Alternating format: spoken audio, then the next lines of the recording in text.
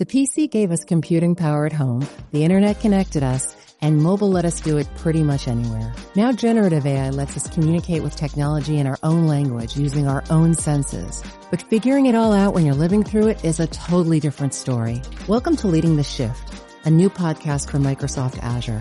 I'm your host, Susan Ettlinger. In each episode, leaders will share what they're learning to help you navigate all this change with confidence. Please join us. Listen and subscribe wherever you get your podcasts. Hey, this is Lou Mongello from WDW Radio, and you're listening to the Animation Addicts podcast with the Rotoscopers. Come on, everybody. Here we go! Up to Neverland!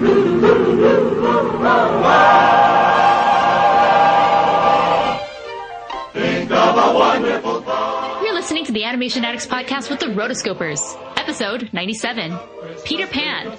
It's the Peyote. Off you go like reindeer in the sky. You can fly, you can fly, you can fly.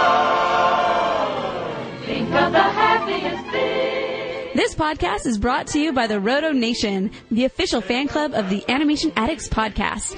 If you want to know how to join the Roto Nation, check out rotoscopers.com/patron or rotoscopers.com/Patreon. You can join exclusive call-in shows, get cool swag, be entered in to win awesome prizes, and make friends who love animated movies as much as you do. Once again, check out rotoscopers.com/patron or rotoscopers.com/Patreon. Every dream that you dream will come true. Come on, Santa. When there's a smile in your heart, there's no better time to start. Welcome to the Animation Addicts podcast with the Rotoscopers, Disney, DreamWorks, Pixar, Don Bluth, and everything in between. We're your hosts, Morgan Stradling, Chelsea Robson, and Mason Smith. Say hello, guys. Hey, Present. howdy, hey, I'm on a yo-yo. And we also have a very special guest host, Lou Mongello from WDW Radio. Thanks for having me. No problem. So for those of you who don't know, Lou Mongello, he's the host of an epic, amazing Disney podcast. He's basically one of the biggest names in the Disney podcasting world. And we're friends with him. We met up with him recently at the Podcast Awards and the New Media Expo. And as we were talking with him, we were talking about what's your favorite Disney movie. And he mentioned Peter Pan. And we thought, we haven't done that in a long time. We haven't done that at all. We should definitely do that. And as we were thinking about it, we decided to bring Lou onto the show so you guys could see how awesome he is too, if you don't already listen to his show. So, Lou, just really quick about you. Just introduce yourself for anyone who has no idea, maybe your 1 minute pitch about how you got into the world of Disney podcasting. Cool. Long story short, I used to be a lawyer in New Jersey and had an IT consulting company, set out to write a book, and all I knew about was Disney World. Saw podcasting coming down the pike in 2005, and next thing you know, I'm blogging and podcasting about all things Disney, and fast forward to 2007, I ended up leaving it all behind, selling my house, moving to Orlando, and I have basically turned my passion into my profession about all things Disney, and I've been podcasting for a little more than 10 years. Best job ever. Yeah. Holy cow, 10 years, huh? Yeah, like an old man in podcasting. I know, you're like the old timer. Him and Leo. Lou and Leo together. Lou and Leo. So for those of you who are new to our show, the Animation Addicts podcast is a show where we talk about our love of animation and animated films. Each episode, we dive into the archives and we review a movie from long ago or a movie that just got released last week. And this episode, like mentioned, we are going to be reviewing Peter Pan, which is one of Disney's classic animated films. And we're really excited to get into it. So before we do that, we are going to do some special segments. It is a long-time tradition here with the Rotoscopers where we do a game called Catch and Fire. It is a rapid-fire questions of get-to-know-you game, kind of, with all of our new guests. And, Lou, are you ready for this? I am heavily caffeinated and ready to go. Good. You're going to need every last bit. Well, then, how about a quick round of Catch and Fire? Catch and fire? You mean me? You're the only one with enough courage. All right, your first question is, what is the first animated movie you remember seeing? Peter Pan. What is your favorite cartoon growing up? Oh, my gosh. Scooby-Doo. What is your favorite animated movie? Peter Pan. Favorite animator / artist? Oh, my gosh. God, I was not ready for this. Ward Kimball. Classic animation or CGI? Classic. Favorite animation studio? Walt Disney. All right. Disney or Pixar? Disney. Laika or Studio Ghibli? Oh, my gosh. Studio Ghibli. Here's a good question. Disney princes or princesses? And be careful how you answer. Yeah, I'm going to say Disney princesses and just leave it at that. Heroes or villains? Oh, heroes all the way. Stitch or Tinkerbell? Tinkerbell, come on. Mickey, Goofy, or Donald? Mickey. Donald has an attitude problem.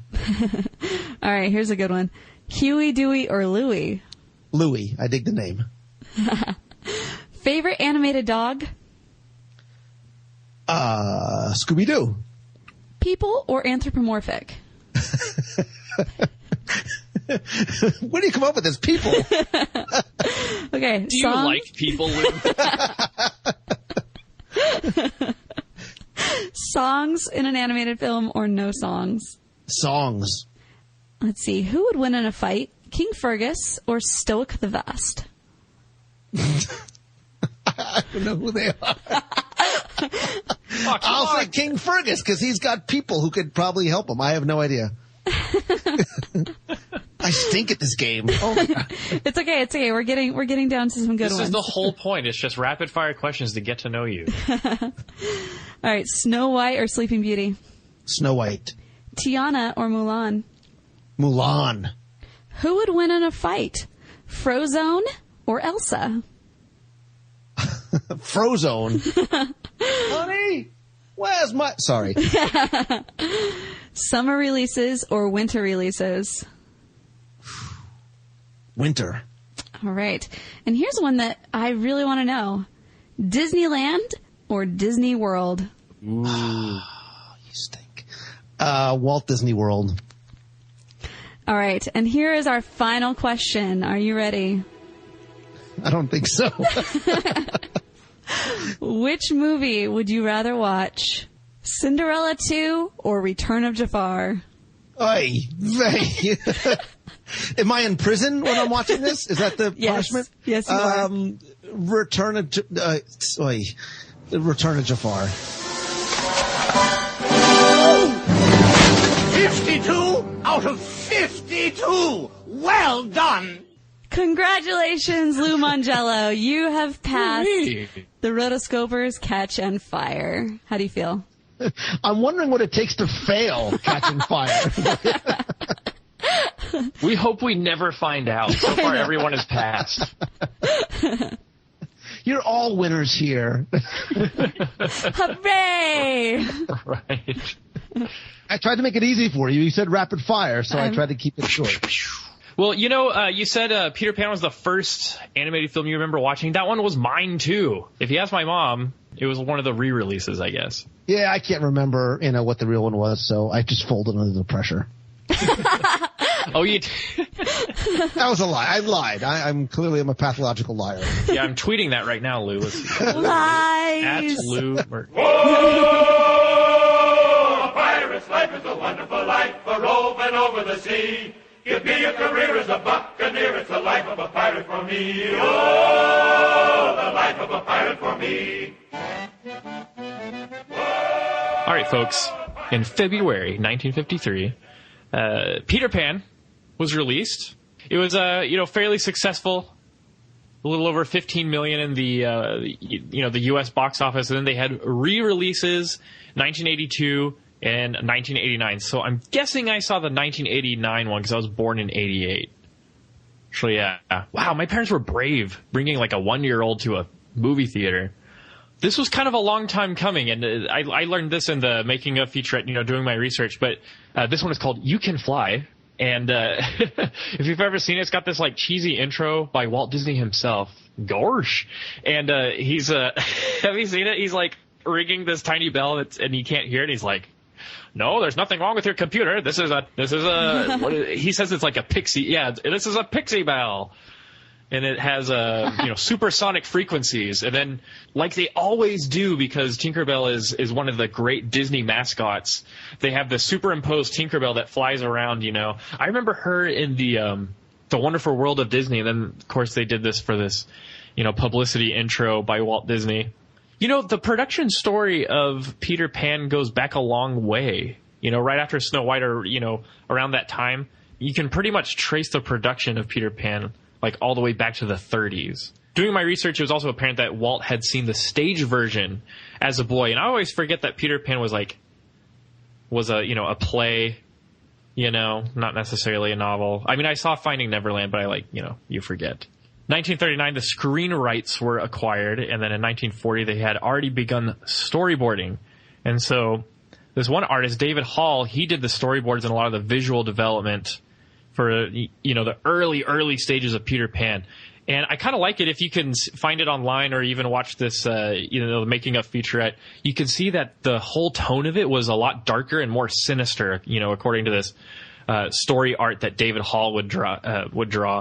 And I think that would have been awesome. Like, hey, let's take the dungeon of the Wicked Queen in Snow White and just extrapolate that into an entire movie about like pirates and Indians and, adventure and time bombs disguised as presents. There's also like an elaborate musical number by the pirates that they cut.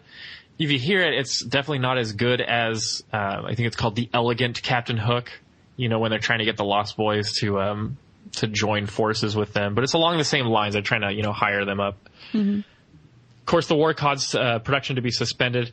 And then what I thought was interesting watching this feature is that they actually made a live-action version of sequences of the film, and it was created specifically for the animators to have live-action reference.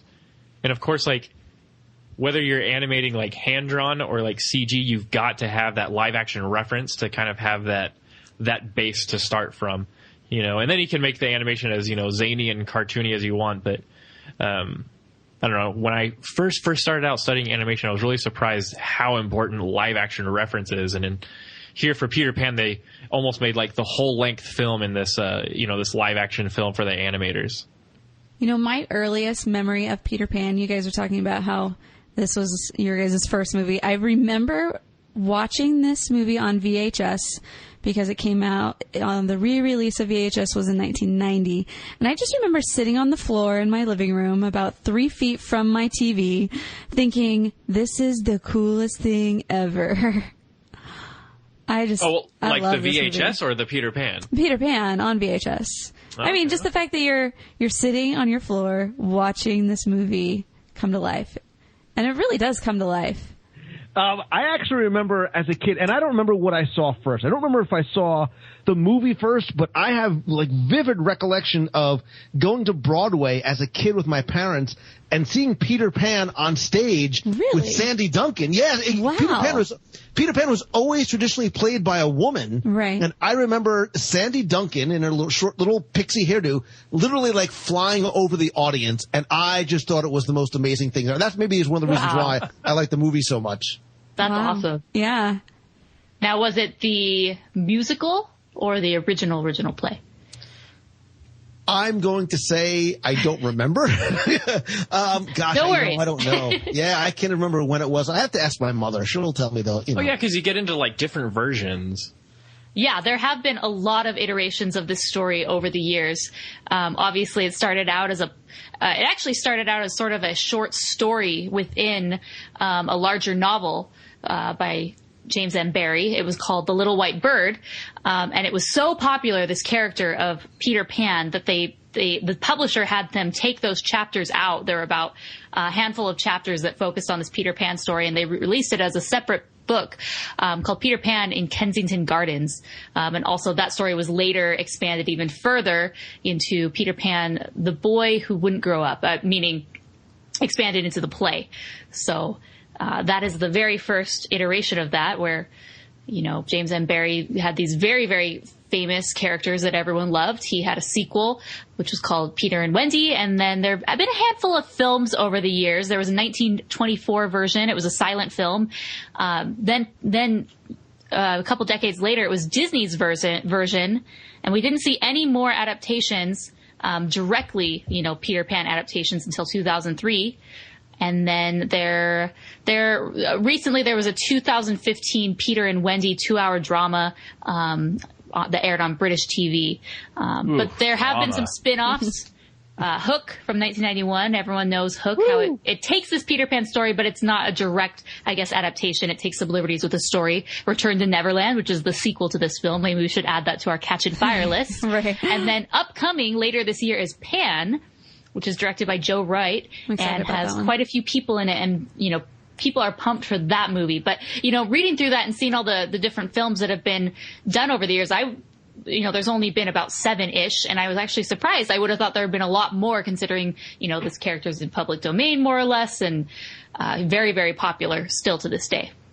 The 2003 version, I loved that version. And then also, Finding Neverland changed my whole view of the whole story. It was so good. All of these, it's such a great story. He did such a good job with it. Oh, I've forgotten one thing. I've forgotten the Tinkerbell franchise. We'll talk about Tinkerbell and her popularity. That has its own spin-off, and now there's a new live-action Tinkerbell movie that's going to star Reese Witherspoon. Double O boy. So that is... yeah, enough said. But I like Tinkerbell. I think she's cool. One of the things that I loved as I came to know more about the story is just how much Walt Disney himself really enjoyed it, right? He loved it so much. He was actually in the play as a child, and he wanted to make this film desperately. In fact, this was actually supposed to be the second full-length animated feature, not Pinocchio, but Peter Pan. And if you go back as early as 1941, you'll see that work had already begun on the film, but for a variety of reasons, it never got to be made at that time. Thanks, war. As a kid, I remember that, the credits at the beginning of the movie were so boring. I was like, just fast forward, get to the actual story, But as I grow up and I'm watching these credits roll, I can appreciate them so much more. Yeah, as I've gotten older and come to know the names and understand more and actually get to start to recognize some of their work, when you see that, this was the last time that the 9 old men work together, and you see Mary Blair and Claude Coates and John Hench and Don DeGrady, you start to see those names over and over again as we appreciate the classic movies, and it really makes you, and that's why when you ask me if I prefer CG versus hand-drawn animation, that's some of the reasons why I love the classic Disney animation so much. Yeah, absolutely. They were definitely masters. And I think that's one reason why this film is so great. Just the character animation in itself is extraordinary. They were truly masters at their art and what they could do, expressing, characters, emotions, feelings, and every character in this film is wonderfully animated. And we will see over the years how that animation quality will decline. But unfortunately not for this. It's really, really a good thing that we got them all here. Yep. No Xerox here. Okay, so we're introduced to this family, and I love the narrator at the very beginning. He says, this has all happened before and will all happen again. That, very classic line, but it gets you... It's very circle of life. I think if you're little, you wouldn't pay attention to that very much, but going into this, especially having watched the film many times, you begin to think, okay, this is not a unique circumstance of this story. Mm-hmm. We're introduced to the family. I forget that Mrs. Darling exists. Because Mr. Darling has such this boisterous, large personality, and I really love it. George. I noticed that too this time. I was watching each one of the characters as I was watching this film, or watching the very beginning, and Mr. Darling stood out, the children stood out, Nana stood out, but Mrs. Darling, she's just, even the way that her character is designed, she doesn't really have any exaggerated features or anything too grandiose about her, and she just sort of fades into the background, which... I definitely noticed this time around. She does play a part. She's definitely a foil to Mr. Darling, but he takes center stage, especially in this beginning situation where he really takes over as the man of the house. Well, yeah, this was Hans Conried in I didn't know this. This is a tradition for Peter Pan for the same actor to be cast for both Captain Hook and Mr. Darling. And so in this film, of course, Hans Conried played both. And I always knew that as a kid, but doing my research, now it all kind of fits together. And I think it's really cool that they adhere to that tradition. And I kind of think they look the same, even though Mr. Darling's got more of a squashy features instead of elongated features like Captain Hook. But I like him. He is so busy, he does not have time for anything. And he can't even get dressed properly unless Mrs. Darling helps him. That's a man who's got commitments, and I like it. That scene... Sorry, go, Lou. No, sorry. Just real quick, when you talked about that this has all happened before and will happen again, for some reason, every time I hear that line, I think of Mary Poppins, right? And the reason why is because at the beginning of Mary Poppins, Bert talks about, the winds from the east, mist coming in.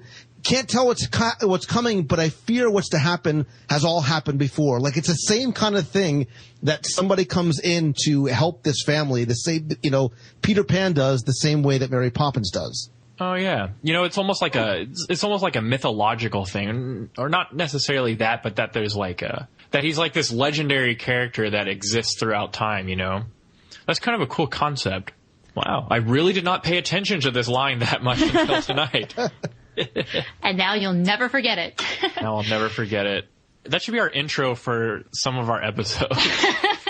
If it sounds familiar, it's because we talk about the same thing every episode. It'll all happen again. So going into the children, which of these three was your favorite? We have John, who's sort of the nerd, very, very smart. We have Michael, who's the youngin', and he likes to pretend to be Peter Pan. Wendy, who is the eldest, and as they say, the supreme authority on Peter Pan and all of his marvelous adventures. Yeah, but how does she know so much about him? Is this like a guy that they talk about at school, Well, I bet Peter Pan wouldn't take crap from the lunch lady, I mean, where does it all come from? Well, I think she just makes it up. I mean, it talks about in the beginning how everybody believed in Peter Pan, but in their own way. So I do believe in fairies. Yeah, I mean, the mom just saw it as, yes, I believe in him as, the spirit of youth. And then, Mr. Darling is just like, whatever, I don't believe in this at all. And then, Michael and John, they kind of see this as telling fact. Older sister, come on now. They just all have their own idea of what he is. And that's she just makes it up. She's got an incredible imagination. Yeah, totally. Can my favorite child be Nana? But she's not really a child. Yes, I will give you permission. I like Michael. I maybe the fact that he is the youngest and he's got his teddy bear. I think that's still playful, whimsical, childlike. He has complete innocence about him, about the whole thing. And I think that's one of the reasons why I think he's so endearing. I'll take that. Yeah, Michael's definitely, I'm definitely leaning towards Michael. For some reason, I appreciate an intellectual and a scholarly type, but there's no place for one on, in Neverland, with, what is it called? Cannibal Cove, and all that stuff. Going back to Nana, because I really want to focus on this awesome dog. She could be one of those dogs that, has that little, that little keg of drink that those St. Bernards carry around, they go out and rescue people. She could be one of those. In early production, Nana was supposed to have traveled to Neverland with Peter and the children. Was that part of the play? I really wanted her to. I think she was in the play. I mean, I vaguely remember something. If Nana had traveled to Neverland, then, that would kind of upstage Wendy's role as the influence of, emerging adulthood and, moving on from being a kid to being an adult. So maybe it was best that she stayed, but she sure looked sad when she couldn't go to Neverland with them. Well, it's interesting with all these characters. You kind of reminded me of this. So Nana, she's a dog, but she's pretending or playing the part of a nursemaid. She's something that she's not. And the same thing with Wendy is she's a child, but she kind of has this motherly role. So she's doing something that she's not, quite ready for, but she's kind of thrown into, just like Nana's thrown into this because clearly no one else can take care of the children because the parents are off partying all over the place.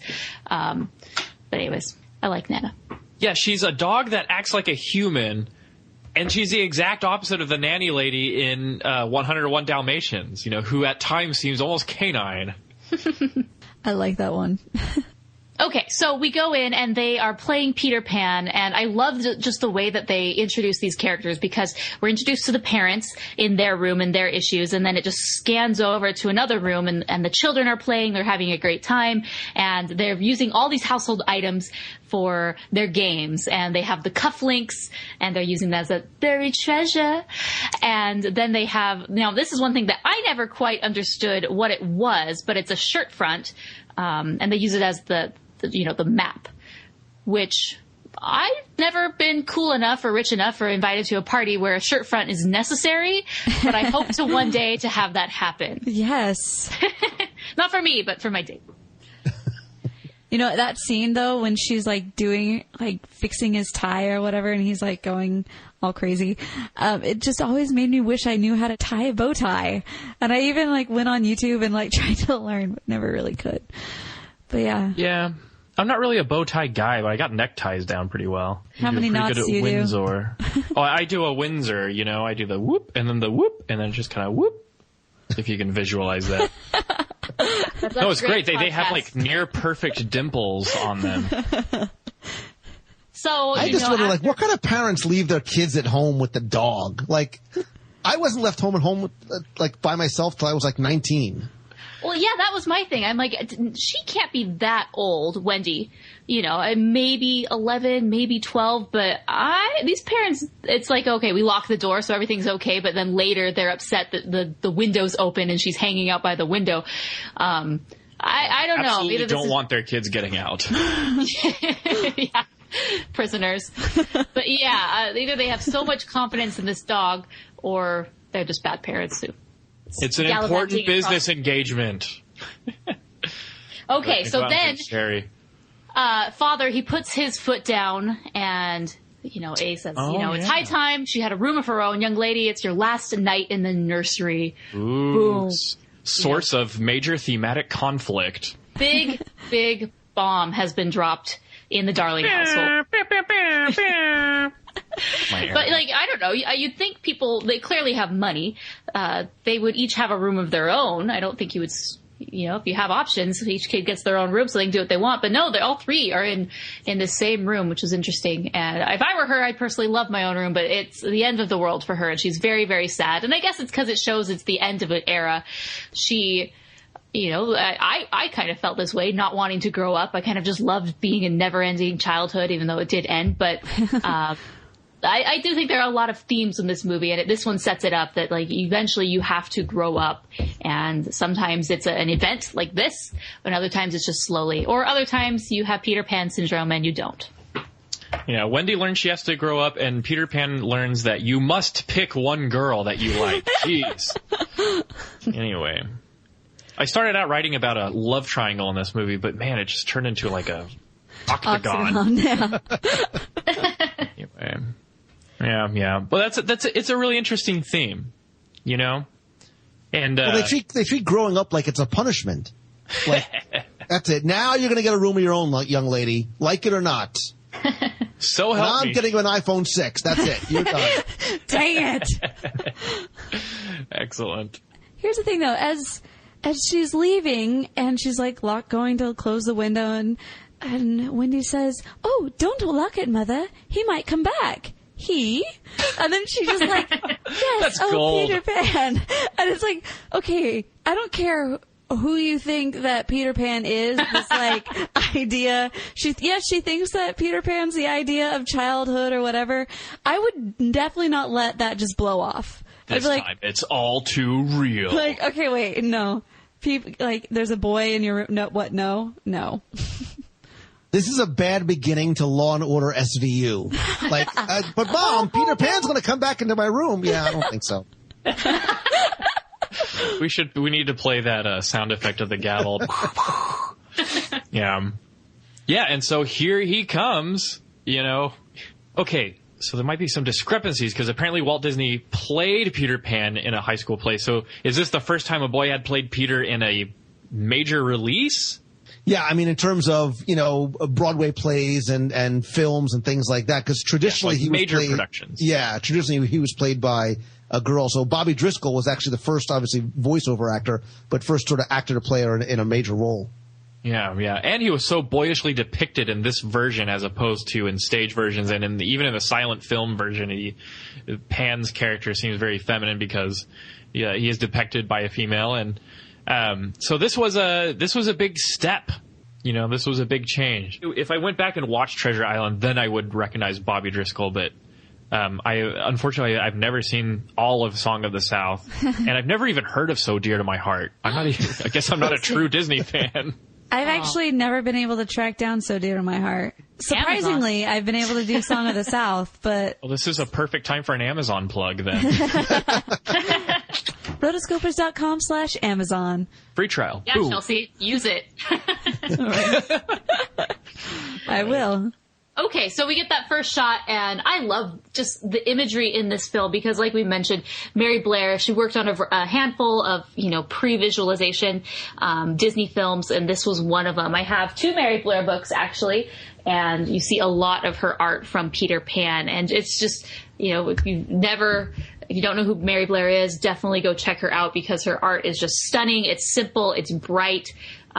She just really is a master at art form. And Walt Disney mentions that, he was always sort of disappointed because Mary Blair's, aesthetic was never able to fully translate on screen. And there are bits and pieces where you can see Mary Blair's influence, but not always. And this could maybe be one of them. It's just because he's shrouded in darkness. So we just see, the big moon that's really over exaggerated. We see the house and then we just see him. And then I love that next scene where Tinkerbell comes up and you just see the smile.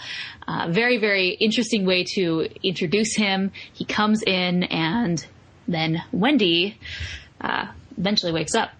Yeah, absolutely. I love the air of like mystery and kind of it's kind of like a suspenseful, but in like a really childish, giddy way. The little music score that plays when he's kind of sneaking in.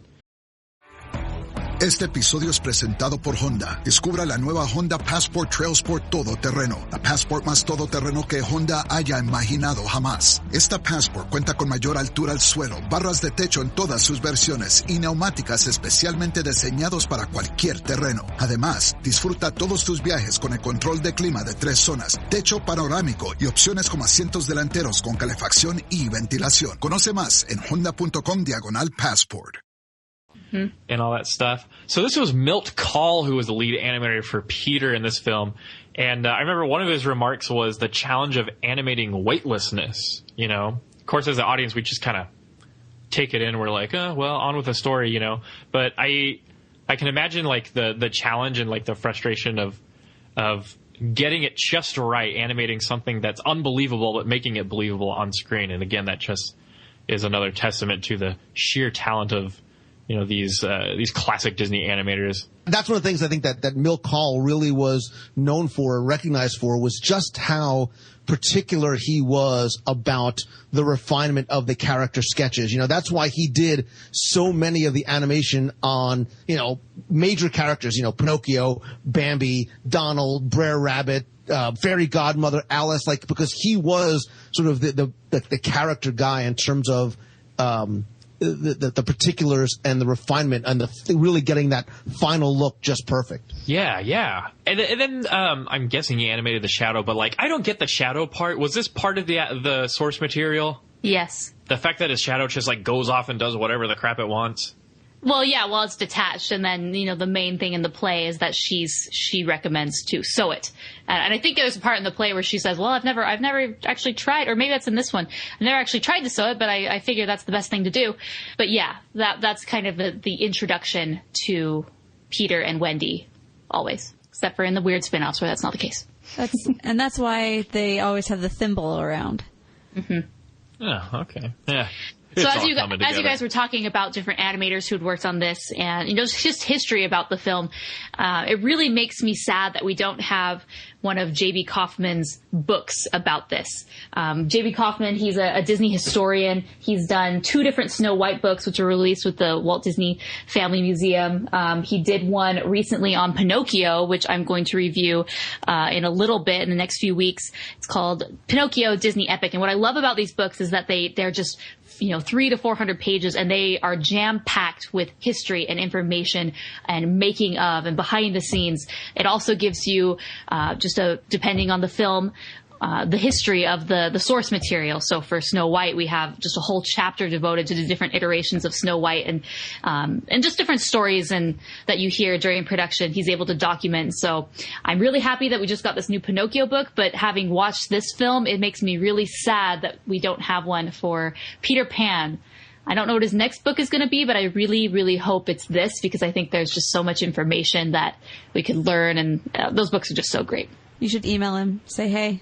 I will. JB. Hey, JB, this is Morgan from the Rotoscopers. Yeah. So Wendy and Peter are kind of off to a rocky start there at the beginning. I mean, I guess they like each other towards the end of the book, but it's like, in this scene, it's just like Wendy's talking and Peter's just like, oh, brother, I only came here to listen to bedtime stories about me. Yeah, I remember reading that you realize that he is all about him. He says, that's why I like him. The stories are just all about me. Yeah, that's great. And you realize that he's very self-centered. He's very immature, juvenile. He has not grown up, and that's good, because he lives in the place that is the epitome of not growing up, and he himself represents not growing up. But even the way that he treats Wendy is, nowadays, and maybe at the obviously at the time. Line, I'm not gonna lie. Say it. What? Well, it sounds bad when when he does the girls talk too much. He's like, yes, the girls talk too. Oh. Yeah, but we do see his behavior towards Wendy in these beginning scenes, how he does mistreat her, and this is something that a lot of people like to bring up nowadays, that this movie is sexist to Wendy, that she's treated so poorly. And that's the thing, she is treated very poorly by Peter in this whole film, because he just has no respect for anyone other than himself. I think of scenes later on when he flies away and she's sitting there, Peter, and he kind of helps her sometimes. The other time when he's rescuing Tiger Lily, he flies away with Tiger Lily. And Wendy just leaves her to get drowned by the mermaid. Yeah, has to flap away to follow them. But it sets up an interesting dynamic between the two. I think she's treated bad throughout the whole film, because you remember later on when they're doing the Indians are dancing and she wants to go dance. She's told, Squad, go dance. You go get some firewood. I love that little exchange. But yeah, she really gets some poor treatment, despite how mature and intelligent she really is.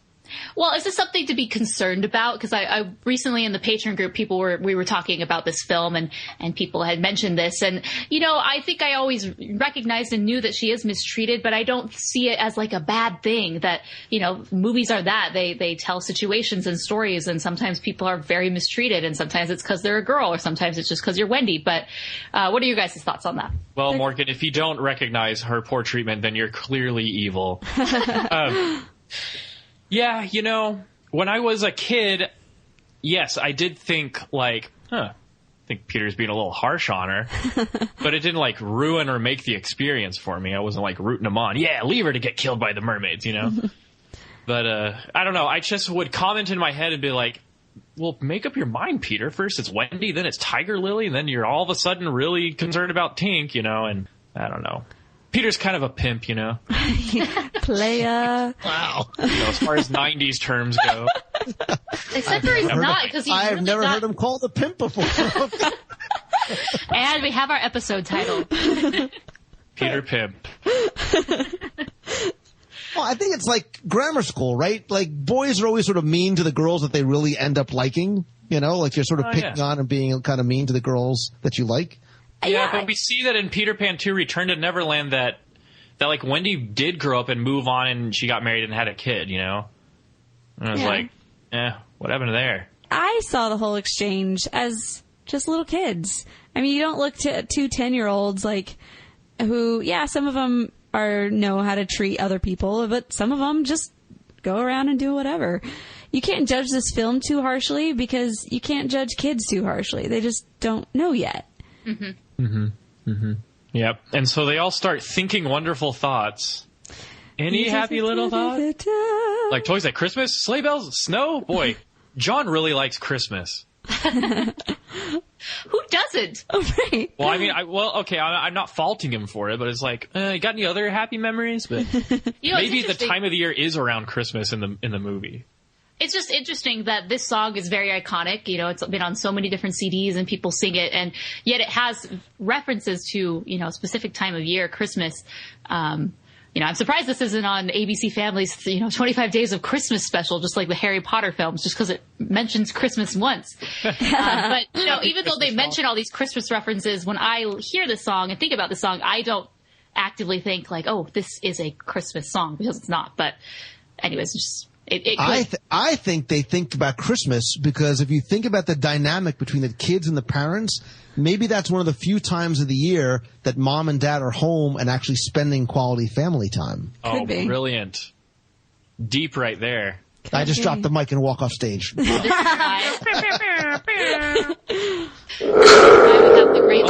Tube. Congrats, Lou. You've conjured the Thunder Tube.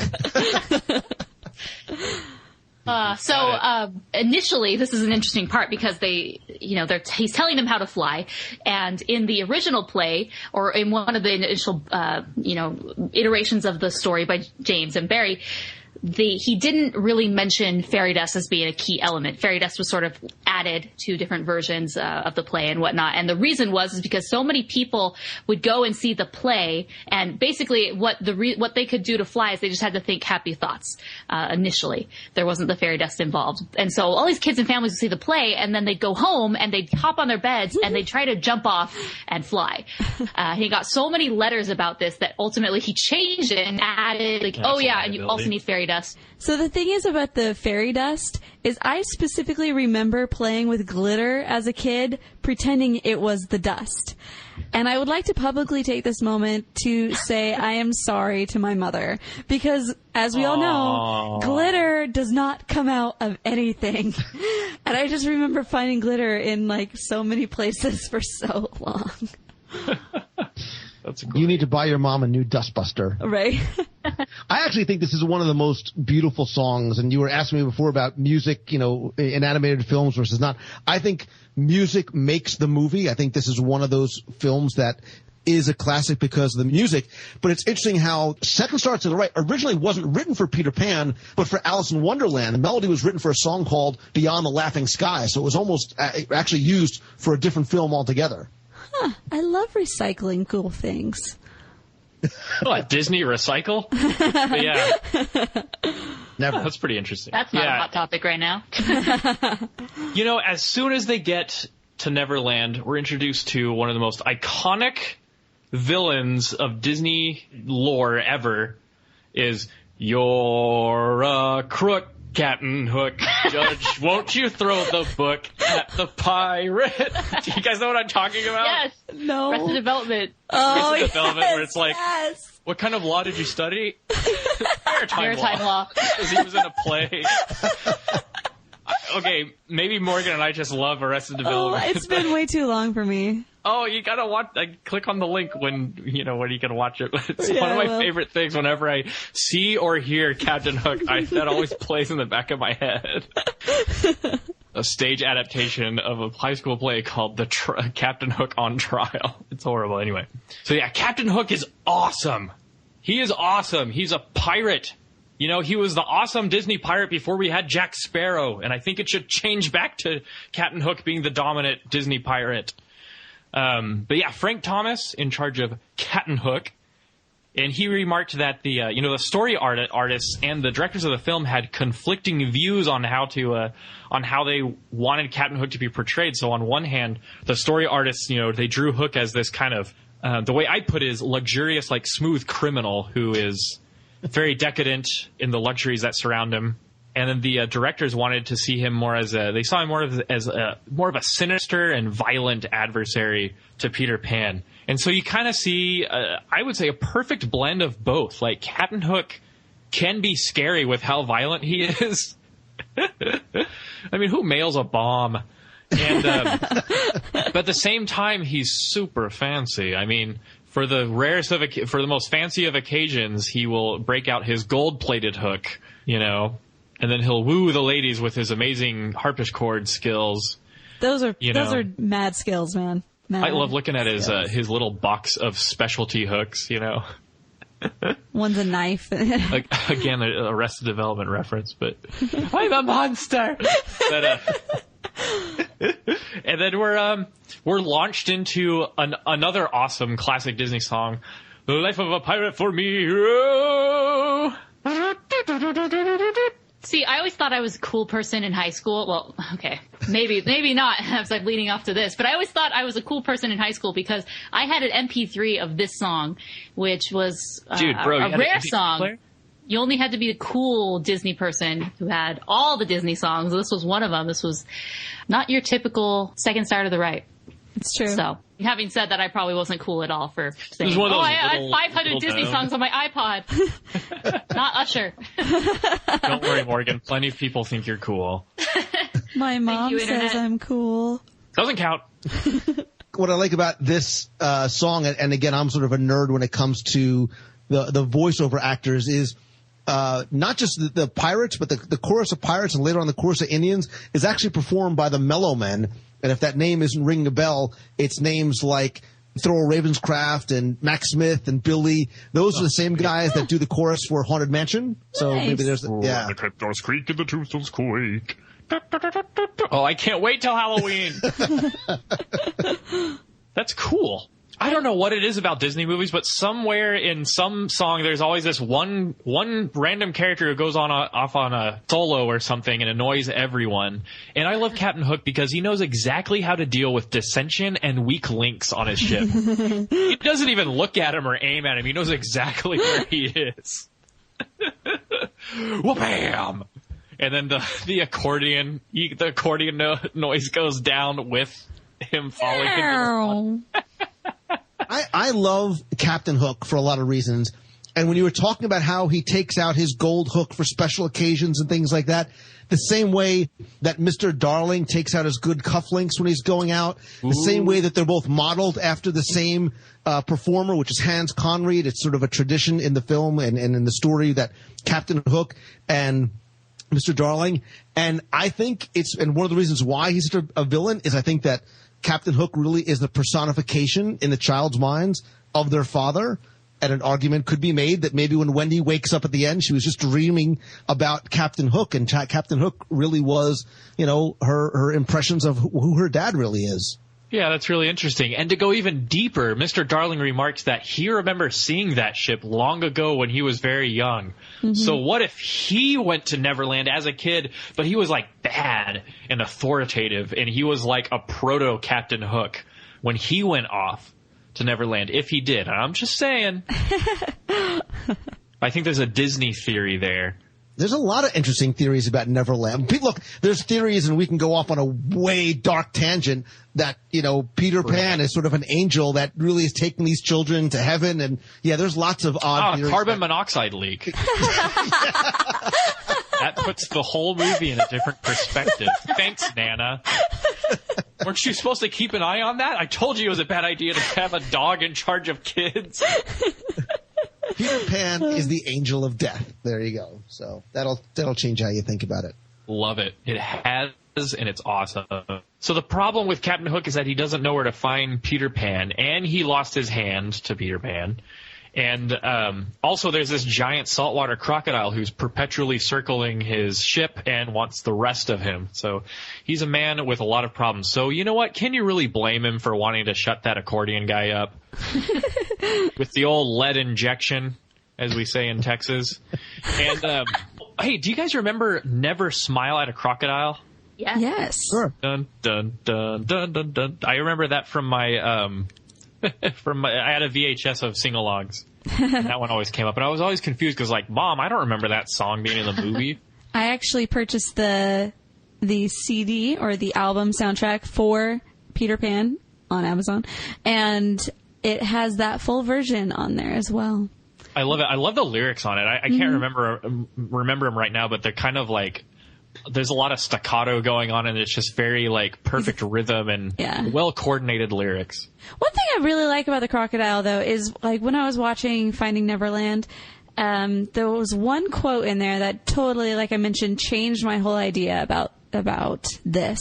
One woman after the play, they're kind of standing around talking, and she says, I suppose it's like the ticking crocodile, isn't it? Time is chasing after all of us. Isn't that right? And when she said that, I was like, oh my gosh. Jeep.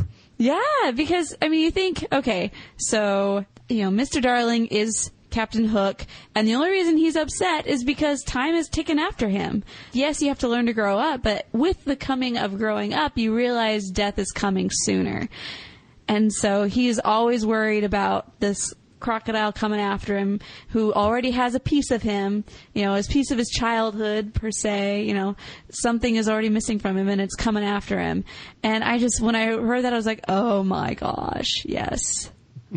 That's pretty good. Right? I thought so. I mean, if you really wanted to deconstruct this movie and these characters and really try and figure out, I mean, there's a lot of potential symbolism into, what these all represent. I mean, you were talking before about why Peter was so mean. I mean, I think Peter, to sort of take it a couple steps further, Peter is sort of the embodiment of every little kid, right? He's that, character that is, I don't know how to explain it. He's such an honest depiction of what a kid really is, right? He's selfish. He only cares about himself. He's unable to take care of himself, but yet he still has this childlike love of other things and other people without sort of thinking about consequences and whatnot. I know I'm getting a little bit too deep. I just need another cup of coffee. I didn't date very much in high school, obviously. Aww. No, and that's what I think makes this film so great, and this story, why it's transcended, generations, is because, on one level, little children like it because, it's pirates, it's, pirates and Indians, it's, kid can fly, all this stuff, but, on a deeper level, it has these different meanings and themes that we can relate to and we can apply to our own lives and help us reconsider how we're living our lives, and it's a great allegory for life. Don't be a Mr. Darling. So you value gold cufflinks. So one character we have not talked about is, well, we've briefly mentioned her, but I think she deserves her own discussion, which is Tinker Bell. 2 words, folks. 2 words. That's how you can separate the noobs from the true Disney superfans. Absolutely. Tinker Bell is, in my opinion, the original Disney diva. Yeah, I'll go with that. She's got an amazing attitude. And yes, let's please launch into an epic Tinkerbell discussion here. She knows who she is, and I like that. And she's just not afraid to do anything. Granted, they have the lore that a pixie is so small they can only fit one feeling at a time. And so when she was bad, she was very bad. But that's one thing I respect about Tinkerbell. She can really hold her own against Captain Hook. She can hold her own. No, you told me, you said, when most people would be like, hey, do whatever you want. Yeah, she's got some strength to her, definitely. Mark Davis was the lead animator for her, and what a terrific choice, because Mark Davis can really pull off appealing female characters, and, of course, he achieved that here with Tinkerbell. And his challenge was that she doesn't have any speaking lines, so she had to be pure pantomime. And that can be a challenge, for animators, and to not have the dialogue to drive home what a person is feeling or doing. And contrary to popular belief, folks, she was not modeled after Marilyn Monroe. Marilyn Monroe was barely a starlet back then, and she wouldn't have been famous enough for that to have, been a thing. But yeah, I never even considered it, but apparently it's like a false Disney legend. She was modeled after Marilyn Monroe. Yeah. Have you guys ever met or interviewed Margaret Kerry? No. You need to oh my gosh, you need to have her. She is like the coolest little old lady in the whole one. She's made a second career out of going, I was the model for Tinkerbell. But I've gotten to know her over the years, and she's got fascinating stories. And you can see when you talk to her and she starts to do some of the poses, like when Tinkerbell was on the mirror, she's doing it now at she's 112 years old and she looks awesome. But when you do it, you're like, I see it. I see Tinkerbell. Because she knew, like you said, because she had no lines, that she had to emote, that she had to convey that she was a sassy, jealous jerk that's petty with body image issues, just by the way she moved. Oh, I love it when 50 years later you can still see it in her. Yeah, absolutely. it really reads in the pantomime when she's like on the mirror, checking herself out, you know, checking the shape, and then she like gets to her hips and she like brings her hands up and you can see like oh man, and you know, but she doesn't even have to say it, and that's what I love about the Disney animators. And you know, now that you've explained it, like the talent of Margaret Carey, and you know, the challenge, the mutual challenge between live action model and animator to really pull this off. And doing my research on Margaret Carey, I found this juicy tidbit that changed my perspective of Tinkerbell. She said, quote, "Tinkerbell was never in love with Peter Pan. She was sort of a groupie, and Peter would go on his adventures and she would get to go with him. And what she was really worried about with Wendy was that maybe he wouldn't take her on the adventures anymore. He would take that ugly old girl, but that's what she was jealous of." When I first read that, I was like, well, I don't know if I believe that. But since it was Margaret Kelly herself who said that, then I guess I have to. So here's a trivia question for you. Margaret Carey had another role in Peter Pan. What was it? Ooh. Tiger Lily. Nope. She was a mermaid. She was the redheaded mermaid. Holy cow. We were only trying to drown her. That's an excellent line. That's a great line. I love it. Interesting. Well, years of studying sociology in that one sentence.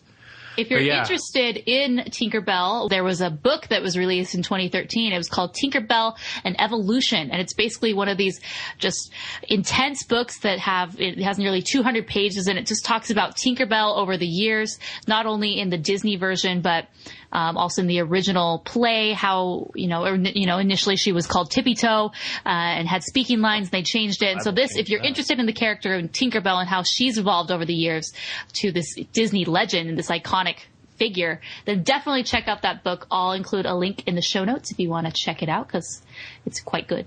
Well, yeah. Sorry. I'm sorry. I think Margaret Carey, I'm not sure if it came out yet, but I know for years she was working on a book called I think Tinkerbell Talks. I'm not sure if it's out yet or not. Yeah, I just found her website. Yeah, it's still coming soon. So. Be on the lookout then. And Tinkerbell's great because, in this film they developed her to be a fully realized character, even in a physical sense, because in a lot of the stage adaptations they just had her as like a flashlight in the background. And she starts out like that, and you can see that, whoa, she's like a real little fairy. They do exist. So why do you think Tinkerbell's so popular? Because you see her in the Disney parks. She's like everywhere. It's her and Grumpy. They're the muses for adults. So, you got the grumpy old guy who doesn't want to be there, who just wants to show everyone he doesn't want to be there, and he's wearing the grumpy hat. And then you have all the girls wearing Tinkerbell, who, if you watch this film, you realize she's actually like a brat. And I think it's because, does she represent everyone's inner diva? Or has she grown past that? What do you guys think? Especially Lou. She's just a really interesting female character, but yeah. I think especially for adults, adults maybe can't, you can no longer relate to or embody, a 16-year-old Disney princess, but there's something spunky and sassy and brash about the Tinkerbell character that she's still kind of cute, and she's still, sort of the icon of all things Disney, which I think she sort of unofficially is, but there is that little bit of adult sassiness, and I think that's why so many, especially girls who are not, young girls or teenagers, really kind of relate to that character. I mean, look at the number. If you could count the number of Disney tattoos, I think it would predominantly be Tinkerbell. What, not Stitch? Yeah. Only the gangbangers put Stitch on their bodies. But anyway. Let's talk about the Lost Boys. I love it. A community of boys in complete anarchy. All who dress in animal outfits. Oh, the skunky one is so cute. I was first going to say it was like Lord of the Flies, but then when you said they're all in the outfits, I'm like, oh, it's like a little furry convention. Yeah. Oh, now you just ruined it. We have totally just butchered any sort of childlike innocence that the movie had with all these references. And I don't know if you guys were ever Lost. Did you guys ever watch Lost? I did. So I was a monster Lost fan. And do you remember the scene as the others are walking through the jungle and they're dragging the teddy bear behind them? Yes. It's directly from that scene. Really? Yep. That was a nod to Peter Pan. I gotta go back. We have to go back. Go back, Kate! Again! All right. Yeah, and I love how Tinkerbell just convinces them to shoot at Wendy Bird. I mean, they're super loyal to Peter, but did anyone stop to think that, like, hey, that's like a human being we're shooting rocks at? Anyway. It's a Wendy Bird. You're supposed to shoot it down. Kids. They've never seen a girl before, at least one wearing a nightgown. Yeah. Well, following the leader is a pretty good song. I also like how John manages to get everyone kidnapped because he insists on marching through the forest like you're the British Army in the 1800s. Don't they know this is guerrilla warfare? It's the Jungle Man. It's just funny because he's, has everything down. He's telling them his plans. You got to do this, then we'll attack him by surprise. And then, what he is saying, they are actually happening to them. Yeah, don't bring a Brit to Indian territory. Yeah. Also, aren't there like hippos that try to eat Michael or something? And it's just like, oh. And then the bear. The bear was actually my favorite one, and it kind of I feel like there was several, like in Pocahontas when they're like walking by and there's a bear and his cub. I kind of felt like that was a nod to Peter Pan too, or at least I want it to be. The chubby one gets to walk the footsteps of a stranger. Learn things he never knew. He never knew. Yep. So what I like about this movie is there's actually quite a bit going on. There's all these new characters we're being introduced to, but I never seem to get bored. Now we're introduced to the Indians and their motive. Which we had been introduced to before as Captain Hook announces that he's going to kidnap Tiger Lily so she can tell him the whereabouts. And it all ties together, and it could be very confusing. But, it's just so expertly done that I never get bored. I'm always interested in what's happening next. And so they get kidnapped, and the Lost Boys are at loss for words because they're sitting here thinking like, well, no, you always let us go, and sometimes we let you go. And then he realized, okay, they mean business. If Tiger Lily not back by sunset, burn 'em at stake. Dun, dun, dun. I could never match the voice of that Indian chief. Oh, it's just too epic for anyone. Oh. It is pretty epic. But my thing is, how many cigarettes do you have to smoke to achieve that level? They have basically, 6 to 8 hours until she needs to be returned. But if they kidnap all of the Lost Boys, who's going to return Tiger Lily? Ooh, a deadline. This is like an episode of 24. Exactly. I'm a federal agent. So they're completely inept. They can't even survive in the jungle, so how are they going to get Tiger Lily? Oh, by the way, Captain Hook, we don't even know if Tiger Lily speaks English. What good is this going to do? So we hop over to the Mermaid Lagoon. I always loved this scene growing up. Rocks. What girl doesn't love mermaids? Just like what boy doesn't love pirates? But I thought these mermaids were so cool. And, a lot of the girls in this, that we meet, whether they're mermaids or Tinkerbell, we're quite sassy and quite mean. And everyone seems to have a vendetta or an issue with Wendy. This is the story of how everyone wants to kill Wendy. Yeah. They should rename this movie Get Wendy. Her. We were only trying to drown her. That's a phenomenal line. And that, it passes. Yeah. Well, see, Wendy, they're fine. Aren't they great gals? Okay, so this sets us up because they realize, like, what the heck is Captain Hook doing? He's just in the middle of the ocean with a little rowboat, and they have Tiger Lily. So they fly over there, and this is a great scene. Mr. Smee. Mm-hmm. Putting her back like he said, sir. I said nothing of the sort. Oh, and one more thing. Tell the crew to help themselves to me best rum. I love that. I love how Peter is just going on and on and on with imitating his voice, and he's like really satisfied with himself, and he's like, oh, this is awesome. I'm giving a tremendous performance. And I love just how ridiculous this fight is, because at some point, because Peter Pan is literally dancing circles around Hook, and then he decides to add another element of chaos. He hands Smee the pistol. Try your luck, Mr. Smee, Peter Pan's literally the guy who's like, introduce a little anarchy, And there's a theory. Peter Pan is the Joker. He represents an element of chaos. And Mr. Smee's like, okay, I'll try, but let me just shoot this hand cannon with my eyes closed because I'm so incompetent and not confident that I will get my mark. Hold it, you fool! Anyway, I was always raised to respect firearms, and I would watch it and be like, he's not doing it right. Got to keep your eyes open. So then we enter probably one of the most controversial, if not the most controversial section of the film, which is returning of Tiger Lily and the What Made the Red Men Red song. You know, Peter Pan has often been criticized for this song. So for obvious reasons, the song was and is kind of extremely non-PC. Yeah, it's just very non-PC. We'll go with that. And these stereotypes are presented in Jane Barry's play. And Mark Davis, he gives an interview on the Platinum Edition DVD, and he was talking about how, I'm not sure we would have done the Indians if we were making this movie now. And if we would have done it very differently. Like, yeah, I'm pretty sure you would have. Absolutely. So what could they have done differently? I noticed that particularly the skin, you know, I know it's exaggerated and it goes along with the song, but it seems like most of the men have very, very, very red skin. While if some of the girls, it's more of just like a natural brown, which is probably more realistic. Unless you're they could take out the whole verse about how kissing a maiden starting to blush, and we've all been blushing since, you know. They just have to rewrite that whole song. It's like the whole song has to go. The whole song has to go.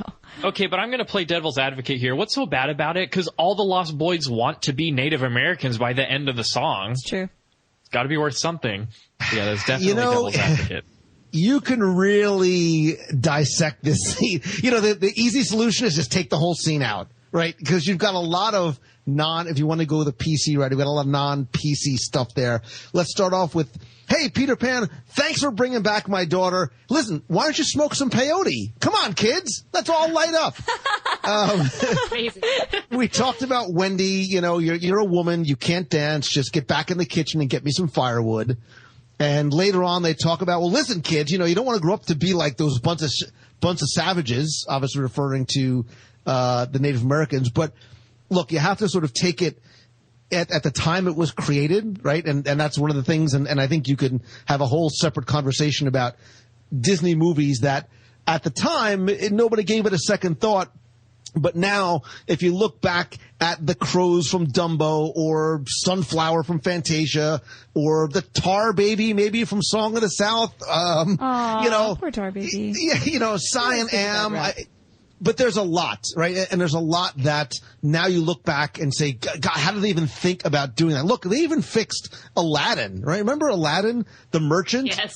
The original song said that when they're going to cut off your ear if they don't like your face, maybe a little offensive. So now it's flat and immense and the heat is intense. Yep. So at the time that it's created, maybe they weren't as aware or sensitive to some of the issues. I mean, look, Blazing Saddles could never get made today, right? Like certain movies just would never get made. But at the time, it was just a different time. So I completely agree. I do think that maybe not in this case, but for other situations, people are just too sensitive.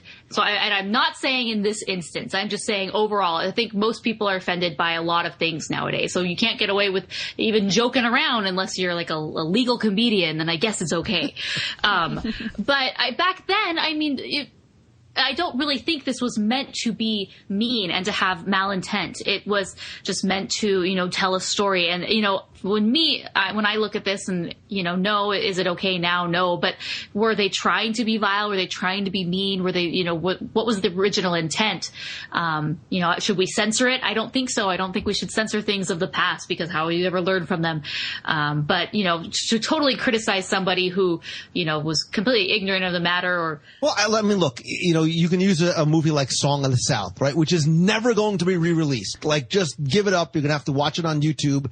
And it's a shame because it's a beautiful movie. Mm-hmm. It takes place after the Civil War, after slavery's over. James Baskett, I think, gives an amazing performance, right? Which I don't think is controversial. I think he's the most redeeming character of the film. Look, the NAACP even recognized the artistry of the film at one point, but because of the potential backlash, because of a potential, you know, immediate knee-jerk reaction, they'll never be able to release that movie again, which is a shame because it is a great story. He's a redeeming character, and there's beautiful animation and music in it. It's hard. I mean, look, you could even look at a film like Dumbo, right, with the crows. I mean, the crows on one hand are incredibly, like, you know, sympathetic and compassionate and understanding Dumbo, but they also sing about, you know, working with no reward. I mean, it can easily be debated both sides, you know, right, whether are they positive characters or negative interpretations of it.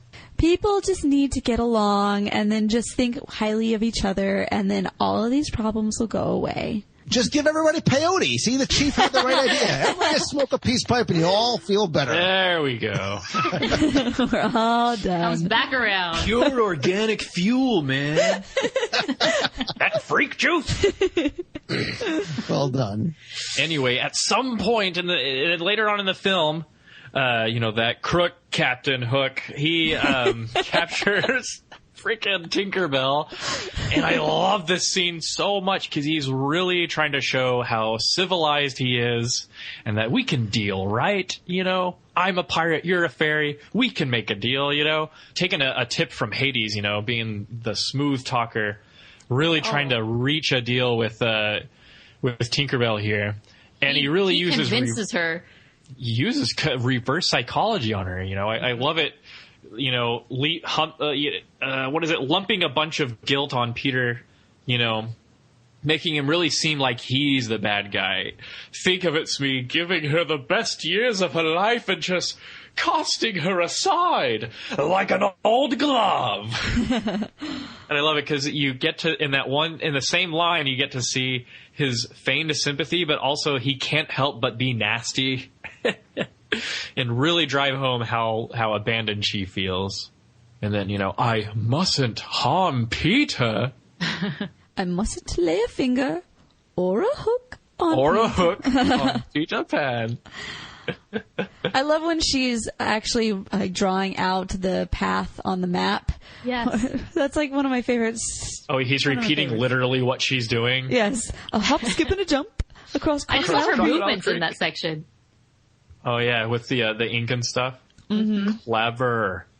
Just the way her legs move, and then she hops, and the animation's great. You know, the song about, you know, being a mother and, you know, what's a mother? That is usually where I, you know, start yawning, lose attention. This is where I usually go up to use the restroom / refill on snacks. But I do like some of the Lost Boys lines where she's like, I had a white rat. That's no mother. And then instantly start beating each other up. I just love how precarious their society is between, you know, order and absolute chaos. Hanging on a thread. So do you not like the song because you just don't like the words? You don't like? Do you think they don't need it there? Do you not like the meaning? I like it less because as a boy it bored me.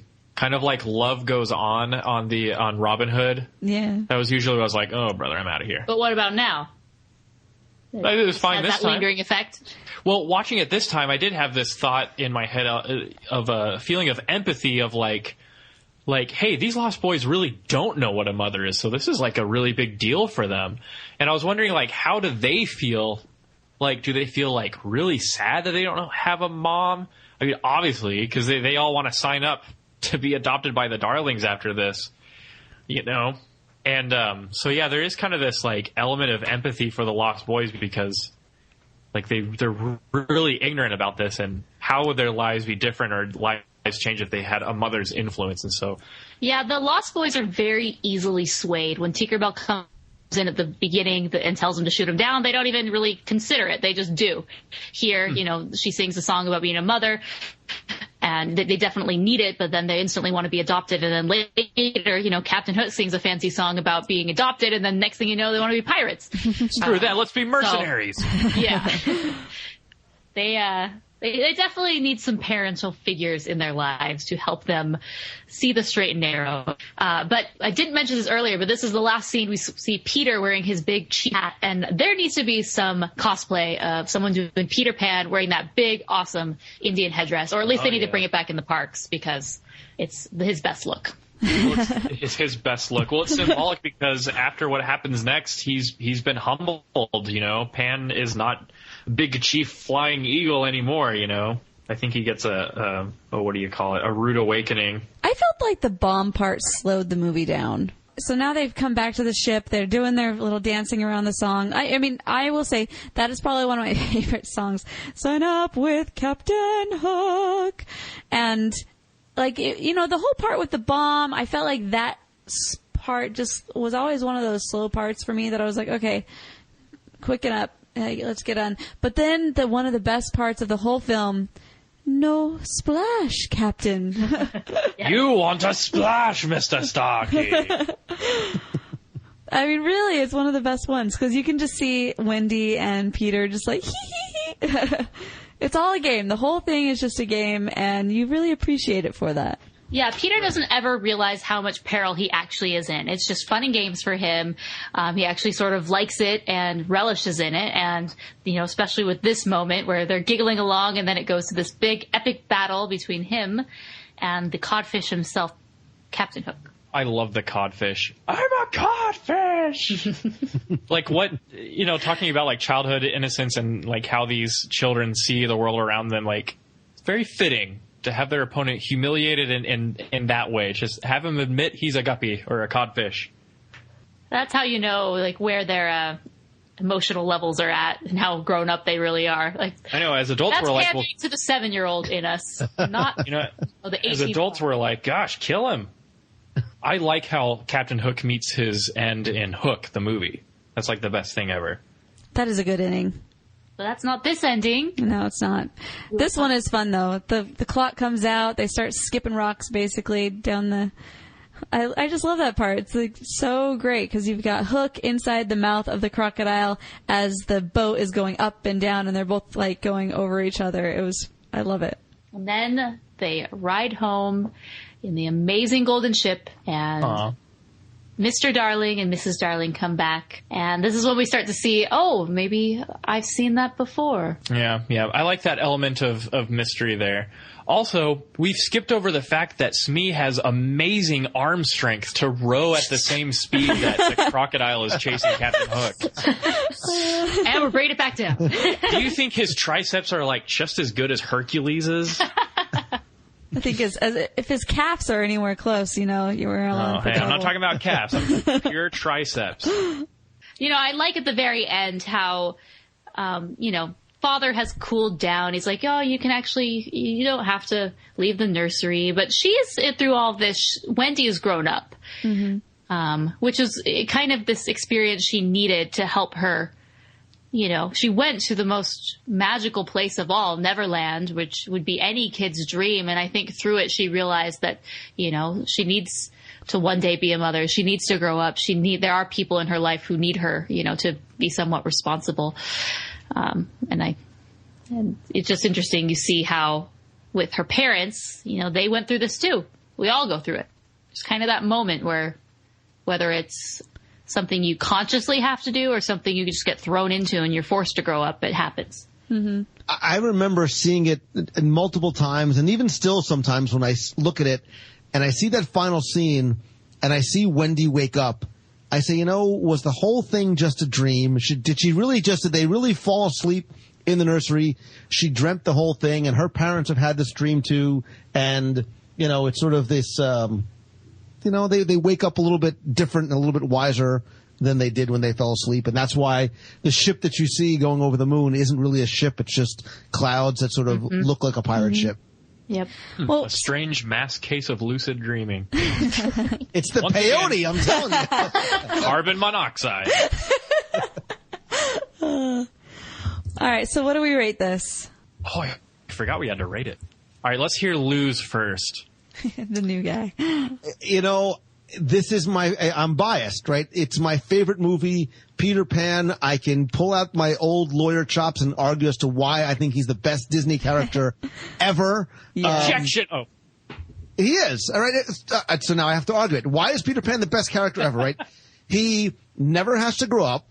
He lives on this beautiful, tropical island. He gets to play with his friends all day. He fights pirates and wins. All the chicks dig him. They're fighting over him. Mermaids, Wendy, Tiger Lily. Oh, by the way, he can fly. The defense rests. And one more reason.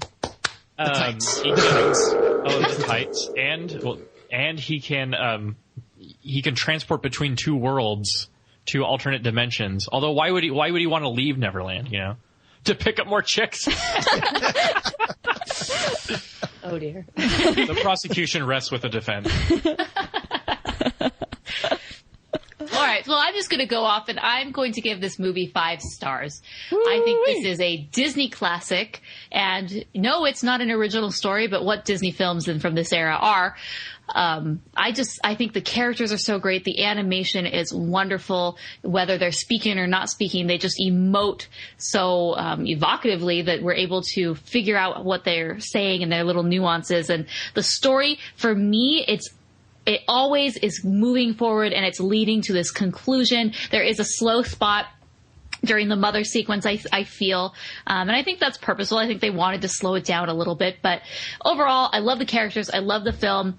Yes, you know, today there are some things that aren't so PC, but, you know, for a product of its time and for just the amazing story that's able to tell, I have to give it 5 stars because it's a classic and there's no question why it's still so popular today. Whoop, whoop. I'm also going to give it 5 stars. The fact that this can be read on so many different levels and can be looked at on many different levels over the space of my entire childhood and adult life, I've just really come to appreciate all these, every little nuance with it. And the art, it just really pulls you in and you are lost in this world. You are in Neverland and it's something that you just want to stay in. So that's why I give it 5 stars. Mm-hmm. Well, I give Peter Pan 5 stars as well. Go along with, you know, Disney's greatest achievement was their ability to transport you to a different world. And they did it so perfectly in this film that you can help give it the highest rating. Awesome. I'm going to turn Peter Pan up to 11. I know you're going on the 5-star scale. You know what? I think it is the quintessential Disney movie. I love the characters. I love the music. I think we can all relate to Peter Pan. Look, I am a 47-year-old guy that is trapped in a 7-year-old body and has the Peter Pan syndrome that I never want to go up. And I think that's what Disney films and the Disney parks and Disney as a whole and a brand allows you to do. It allows you to have that feeling like you can be a kid again, and it's okay to go and have fun and dream about going on these kind of adventures. So I give it an 11 out of 5 stars. I love it. Love it.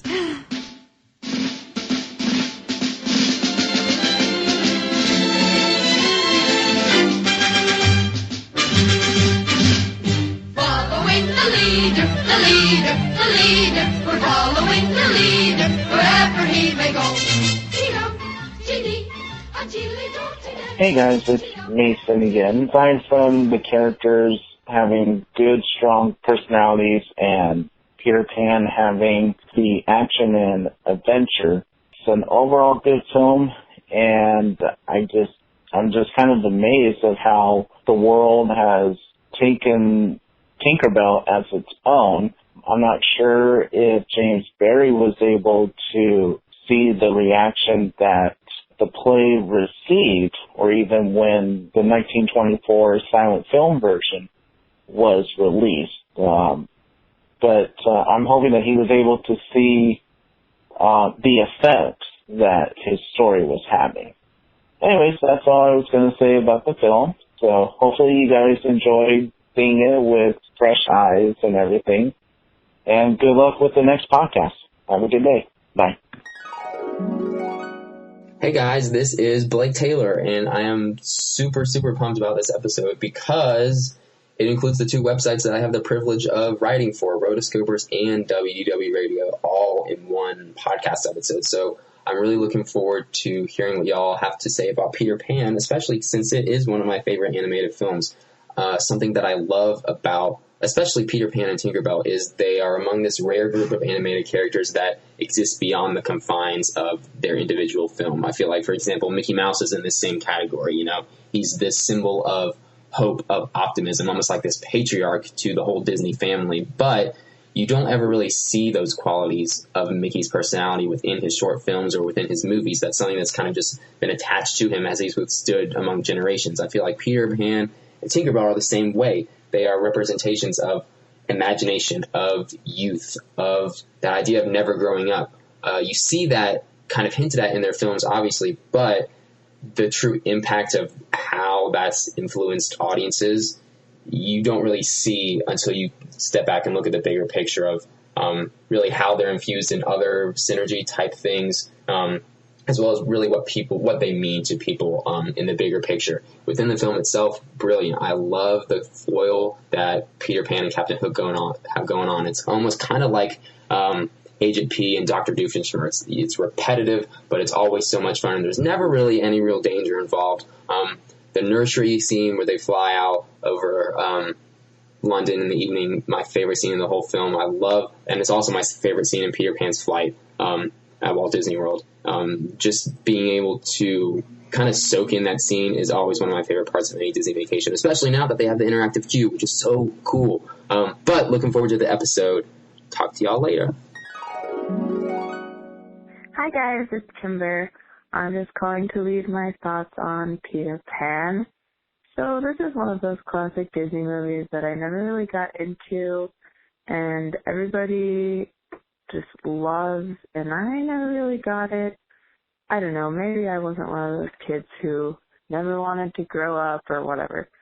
But anyway, here are a few things that I did like. I liked quoting Wendy when she says, "But Peter, how do we get to Neverland?" You know when people are like, "Oh, can you do a British accent?" I only do British accents when I quote that line or when I quote Harry Potter, and that's it. Because I'm pretty terrible at it. Even that quote was probably really bad. But anyway, so I quote that just because I would hear "You Can Fly" on those classic Disney CD albums, whatever. I like Second Star to the Right. I like that song fine. I mean, it's not a favorite, but it's fine. When I was younger, I liked it when Jesse McCartney sang it on Disney Mania. Did any of you guys listen to that? The best. I hate Peter Pan and Tinkerbell. They're both the worst. Peter Pan is such a brat, and Tinkerbell is also a brat. They're just both the worst. But Peter Pan is just like inconsiderate and rude, and Tinkerbell is straight up jerk. She's so mean to everybody except for Peter, I guess. But I hate her. So I never understood why people got all this Tinkerbell merchandise. But she's so mean. Does everybody like her because she's mean? I just don't get that, I guess. But I will say, I like the Tinkerbell movies. Those are really cute. I know probably maybe original Tinkerbell lovers don't like those movies, but I think they're great and adorable, and they usually make me cry, so I like them. Have you guys seen the sequel, Return to Neverland? I remember seeing it a long time ago and getting emotional during it, so I guess maybe it was good, but mostly I just remember the trailer where she's like, "I'm not Wendy, I'm her daughter, Jane!" And so that's basically all I remember. Anyway, just wanted to share those few thoughts with you. I'm interested to see what you guys think, because like I said, I'm not a huge fan of this movie, but I understand that a lot of other people are. Anyway, keep up the good work. Bye, guys. Hey, Rotoscopers, it's me, Sarah, again, here to leave a review for your Peter Pan podcast. Peter Pan is awesome, and I remember seeing Captain Hook at the Disney parks when I was like 5, and I thought he was really scary. But, yeah, the movie's awesome, and I need to rewatch that this week. Making a note to do that right now. Also, anywho, I love you guys. Also, just wanted to say that I love the relationship between Morgan and Chelsea. You guys have the sweetest friendship. I just love it. So, yeah, I'm going to let you guys go. Bye, guys. Hope you guys have a great week. Never smile at a crocodile. No, you can't get friendly with a crocodile. Don't be taken in by his welcome grin. He's imagining how well you'd fit within his skin. Thank you you so much, Lou, for joining us today. I've really enjoyed having you. We all have. Thank you guys so much for having me. This was a lot of fun. It's really been great. So if you want to know more about Lou, make sure to head on over to his website. You can go to WDWRadio.com. And you can also check him out on iTunes, Stitcher. I listen to you on Stitcher because that's what my phone has. Android user. Android. And if you enjoy traveling and if you enjoy Disney, you're just going to enjoy Lou. Is there anything specific you want to plug, Lou? Mm-hmm. No, that's it. You guys were awesome. If you do want to find me on social, I am at Lou Mongello and LouMongello.com too. And hopefully we could do this again. I look forward to seeing you guys in person at the next conference or something too.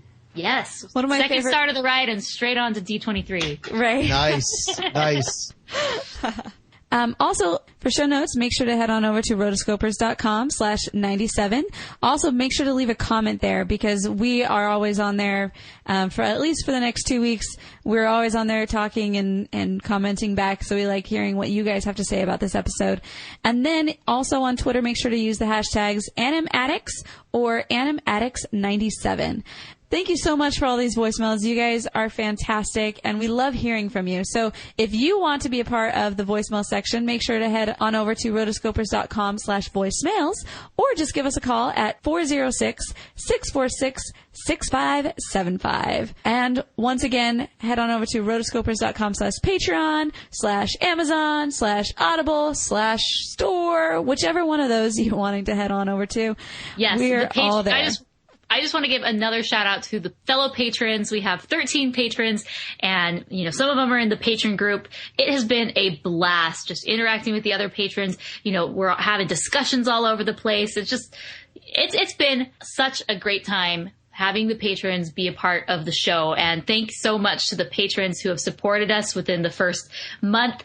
Just a reminder, if you become a patron at any level during the first month, you'll get a 15-minute phone call with a rotoscoper of your choice. So you have to do that before June 30th. So decide to do it after June 30th. That call won't be available, but the other perks will. So if you're thinking about it, definitely do it now because, hey, we all know everyone wants to talk to Mason. Exactly. All right. Also, you can find us, just like you can find Lou on iTunes and Stitcher, you can find us there as well. If you're on Stitcher, make sure to give us a thumbs up. If you're on iTunes, make sure to give us a 5-star or whatever star rating. And also, make a comment and let us know what you feel about the show. Our newest comments this week was from Happa Panda Bear, Just Don't Care, gave us 5 stars and said, it's a fantastic podcast, interesting discussions, and awesome host. Thanks, man! And then also Dizzy Art Studio. One cool thing I liked from his is he just talked about how he enjoyed that we watch, all these different movies and that we're not really biased toward any one, but that Don Bluth is held in high regard. Yes, he is. So thank you so much, you guys, for making those comments. And also, if you like this show, if this show is something that you're like, hey, I am so into this, do us a favor and just share it with a friend. Share it with somebody that you know will love the show as well. And we can all just be happy friends together. Yay! Next episode, guys, this is the big one. Because on Patreon we hit our goal of $100 per month, we are starting to review all of the new releases for animation, which means that our next episode is going to be Disney Pixar's Inside Out. The day that this comes out is also the day that Pixar's Inside Out comes out, so it gives you 2 weeks to go watch it and then meet back with us on 98. Perfect. Well, okay, guys, until next episode, we are the Rotoscopers. So, for whatever reason, every time we try to add Morgan, she turns into Robo Morgan. So, I'm really hoping that this works out. So, we're going to see. This is podcast gold right here. It really is. I know what it means to live. That's what she sounded like last time. There are no strings on me. Yeah, that's right. Oh, Ultron. Like, I'm good. I just don't know what's wrong with Morgan. That could be a whole separate episode. What's wrong with Morgan? What happened to She's Morgan? more machine than Morgan now. Twisted and evil. Yeah, we'll have an article. True rotoscopers can't help but cry once they've seen what happened to Morgan. Just wait till you get to number 5. They called her a robot. Well, Hey, Hello. Morgan doesn't sound like a robot. Yay. That's an improvement, or maybe it's not. It was pretty awesome, I'll be honest. Hey. Hello? Hi. Hello? Hey. Hello? Hi, we're here. Okay. Well, this is going to be one of those episodes, I guess. Yeah, I just got Shanna to stop streaming on Netflix, so you guys owe me big time. But Now this is much better, I must It admit. is, yes. okay, then it was that. Shanna. Yeah, well, we need to shout out to Shanna for being so awesome. She is awesome. As to sacrifice. We need to give her an awesome book to read during our sacrifice her recording Criminal Minds watching. No, it's CSI. There you go. Morgan, what's 2 + 2? 4. That took a really long time. Dang it. Can't tell if Morgan is just slow tonight or if it was a delay. I think we're all back now. 2 + 2. See, the thing 4. with... 6. Yeah, but what if it's a wrong answer? Wait, Mason was here and then he left. Come back. Come back. You can never come back. You I can just saw never that come... he tweeted a picture of himself. We're discussing Peter Pan on Adam Addict's podcast with the Rotoscopers, with special guest Lou Mongello, and he's making a goofy face. Yes. That is Mason. All right. Yay! We were just talking about your tweet. My tweet. I was about to tweet my bi-weekly hate tweet to Sudden Link Communications. Decided it was